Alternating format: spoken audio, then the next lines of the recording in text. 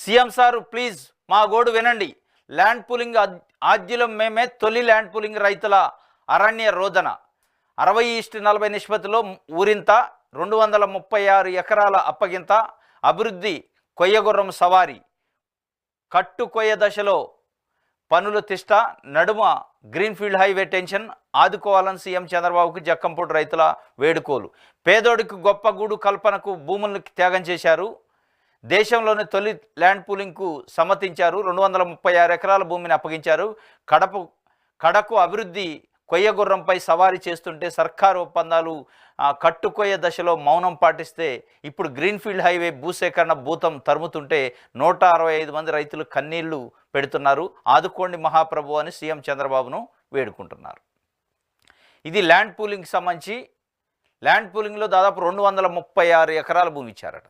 మొట్టమొదట అమరావతి రాజధాని కోసం ల్యాండ్ పూలింగ్లో ఆద్యం పోసింది ఇక్కడనే. ఆద్యం పోసి అక్కడ రైతులు ఇచ్చిన పరిస్థితి.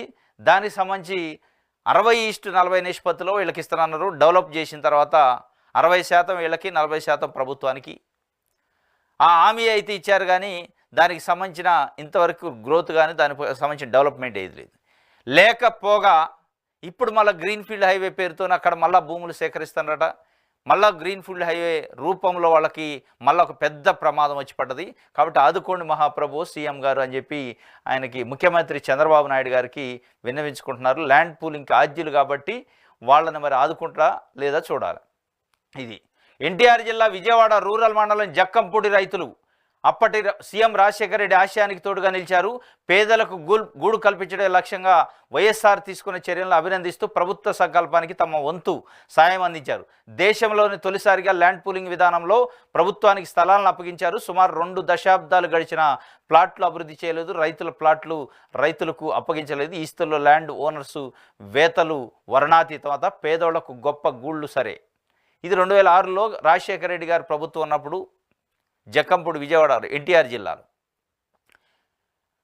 పేదలకి ఇళ్ళు కట్టించడం కోసం ప్రభుత్వం దగ్గర భూమి లేదు కాబట్టి ల్యాండ్ పూలింగ్ పేరుతో రైతుల దగ్గర తీసుకున్నారు. రైతులు కూడా పెద్ద మనసుతోని పేదోళ్ళకి మన భూముల వల్ల ఇళ్ళు వస్తాయని చెప్పి ఇళ్ళు కట్టించుకుంటారు అని చెప్పి ఇచ్చారు. ఇచ్చిన తర్వాత 60-40 నిష్పత్తిలో ప్రభుత్వానికి అదేవిధంగా రైతులకు మధ్య ఒప్పందం జరిగింది. కానీ 2 దశాబ్దాలు అవుతుంది. దాదాపు 18 సంవత్సరాలు దాటుతుంది, 20 సంవత్సరాలు కాబోతుంది. ఇంతవరకు దాని ఎక్కడ వేసిన గొంగడ అక్కడే ఉంది. దానికి సంబంధించిన కదలిక లేదు, ఏది లేదు. ఆ గోడు మరి ఏమైనా ఇంటడా చంద్రబాబు నాయుడు గారు నాకు సంబంధించింది కాదు కాబట్టి అని వదిలేస్తారా? ఇప్పటికే ఎందుకంటే ఆయన సేకరించిన 33,000 ఎకరాల ల్యాండ్ పూలింగ్లో రాజధాని పేరుతో అమరావతిలో సేకరించిన దానికే అనేక మంది రైతులు, కౌలు రైతులు, ల్యాండ్లెస్ పీపుల్ చాలా ఇబ్బందులు పడుతున్నారు. మరి దీన్ని ఆయన ఏమైనా పట్టించుకునే పరిస్థితి ఉందా? మళ్ళీ ఇప్పుడు గ్రీన్ఫీల్డ్ పేరుతో ముప్పు వచ్చిందట. ఇది ఒక వార్త.